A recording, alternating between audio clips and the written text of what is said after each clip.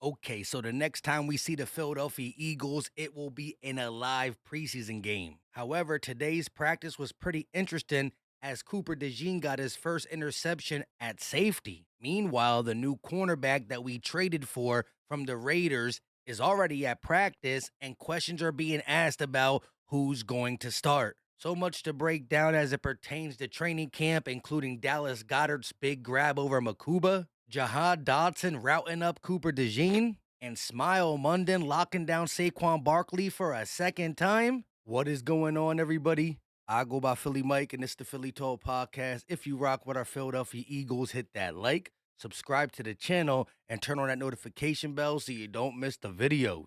So the Eagles just finished up a busy 3 days of practice all in a row, Sunday, Monday, and Tuesday, with Wednesday being off simply because Thursday, August 7th at 7:30, the Cincinnati Bengals take on the Philadelphia Eagles at the link. I will be here for the live play-by-play and reaction, so make sure you come through. On Sunday, the story was more about the defensive line, a Jomo, Jalen Carter ramping up, Jahan Campbell looked good, although Saquon Barkley, just like he did Friday, kind of took over on certain plays, not just in the run game, but also in the pass game. As for the story Monday, Quinyon Mitchell gets his second interception of camp, not thrown by Jalen Hurts. This one was thrown by Tanner McKee. However, it was funny because he got the interception right around the time X, aka Twitter, let us know that he ranked 49th overall in the NFL Top 100. Can't exclude that, but the story on Monday was Jalen Hurts in the offense. They put him in a bunch of third down situation, red zone situations, and time after time again, Jalen Hurts came through. One of the better offensive overall practices. And again, this is without A.J. Brown, who continues to deal with a hamstring. Nothing serious, but he has missed 3 or 4 practices in a row. We'll get to the injury report at the end of this episode. But since we're speaking about A.J. Brown, he dropped a hype video on his IG before we get to today's practice, which was tough. Let's see the A.J. Brown hype video.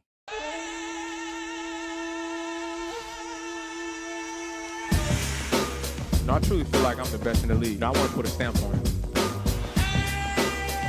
There are guys that you can't cover, and there are guys that you can't tackle. It just so happens that A.J. Brown is both.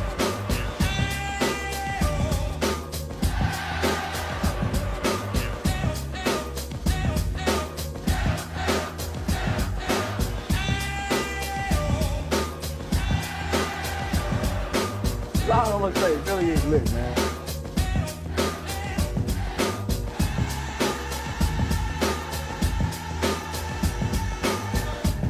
And I want to get the fans involved, so I'm like, what can they say when I make a play? When I make a touchdown, right?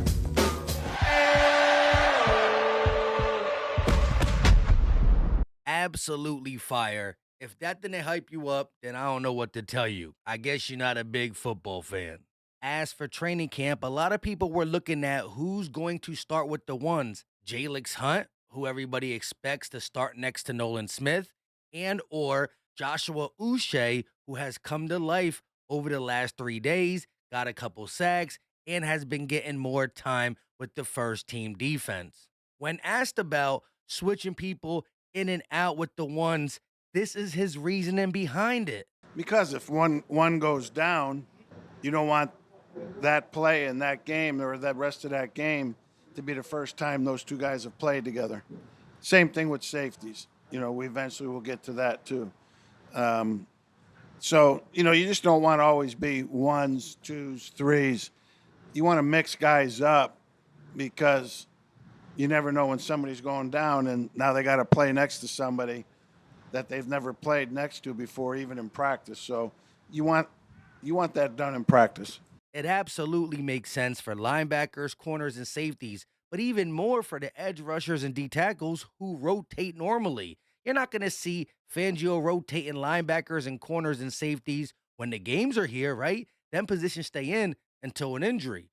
But D tackle, edge rusher, they're going to rotate. So I don't care if we see a little bit more Azeez Ojulari or Joshua Uche or Nolan Smith or Jalyx Hunt We got to find out how deep that rotation is, whether it's the guy we signed from Cleveland as well involved with it, Antwell Rylan Powell involved with it, or Patrick Johnson. We got to know how deep our rotation is on the edge. Your top four edge rushers will see significant minutes. Now, just in case you missed the late night breaking news that we actually went live for, shout out to the people who came through. Adam Schefter reported late last night Raiders are sending cornerback Jacorian Bennett to the Eagles in exchange for D tackle Thomas Booker V, per sources. Now, a lot of people think that he's going to come in and steal the job over Keely Ringo and or Adoree Jackson, and it could happen. The kid's young and has potential. Look at him shutting down Jamar Chase in the end zone. That ain't an easy task for anybody. I think he was picked one spot before Keely Ringo, and the dude has been productive in the NFL. A Raiders content creator said this: 18 receptions allowed, which ranked third, 37 targets, which is tied for 10th, 176 yards allowed, which ranked second, 0 touchdowns allowed, which is tied for first, 9 PBUs, which is tied for fourth, and a 62.4 QBR, which ranks sixth. I really do like the trade. The potential is absolutely there. Nico, a guy who breaks down all NFL players. This is the guy who broke down the Mora Ojomo film and guaranteed him to have a breakout season, which I think all Eagle fans already knew and believe. This is what he said right after the trade happened. The Raiders just handed Philly one of the most underrated young cornerbacks in the league.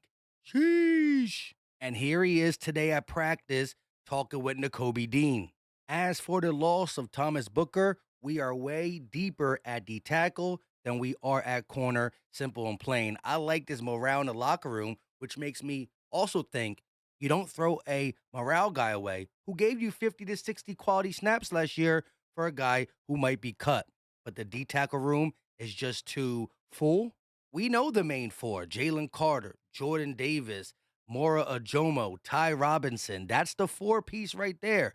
But Gabe Hall, UDFA, has been impressing this year. Same with Byron Young, the guy we traded for last year. So we were just too deep there, and it's better to get more depth or a legit player for the cornerback position. As for Keely Ringo and Adoree Jackson, again, a lot of people are saying this is because Fangio don't believe in them. But we know Fangio don't sugarcoat, and when he was asked about the progress or who's winning, he said this: It's close. I think both of them are having a good camp.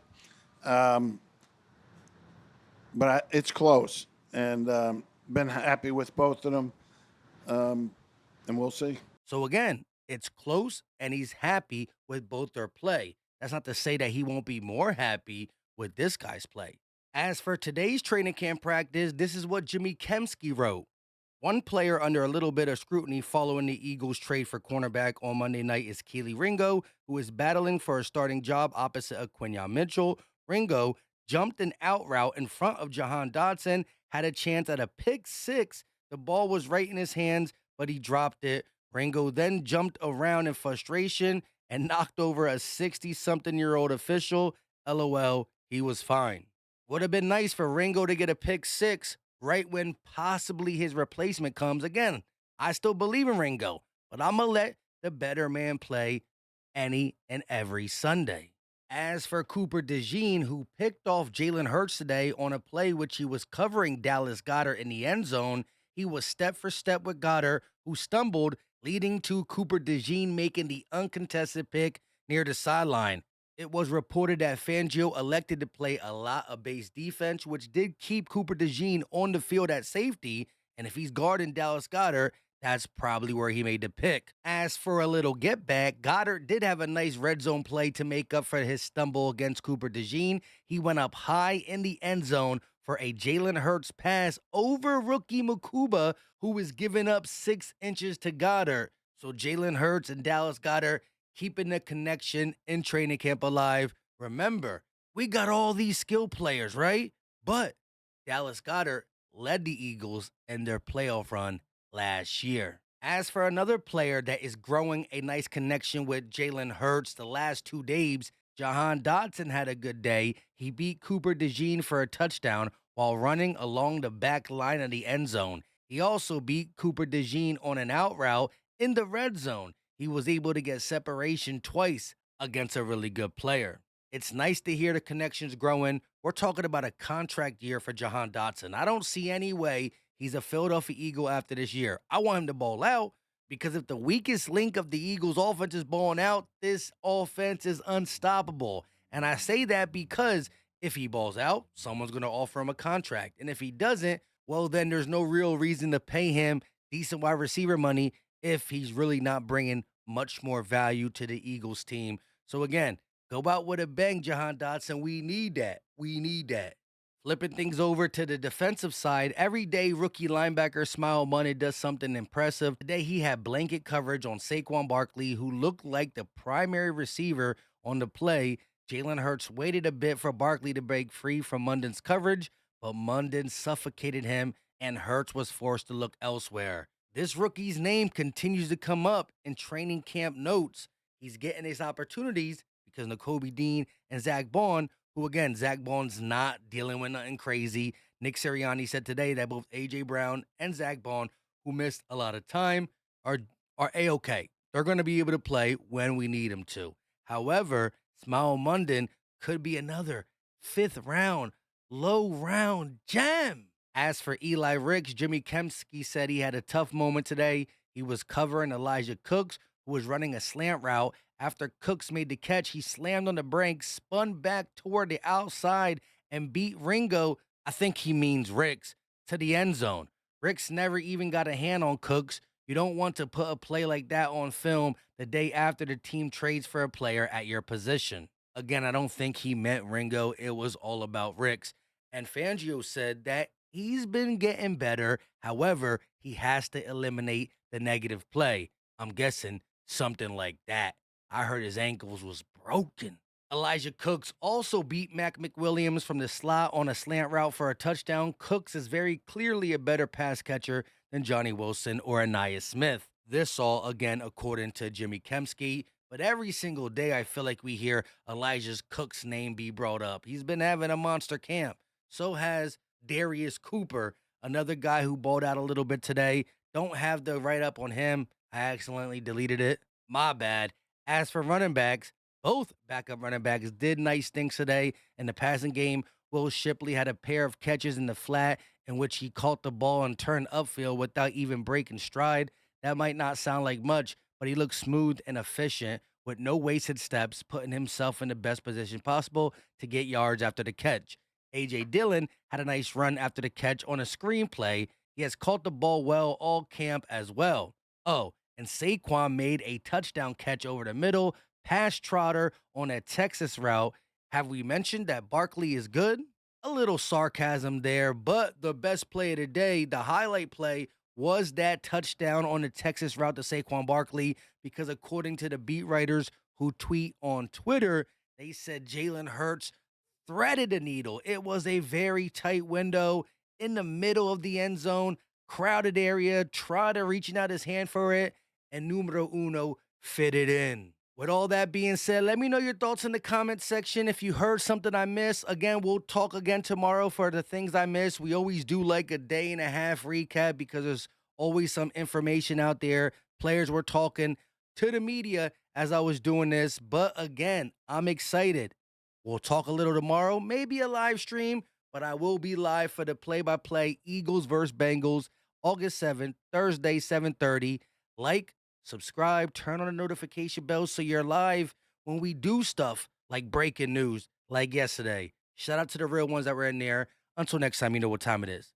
Muscle up. We out.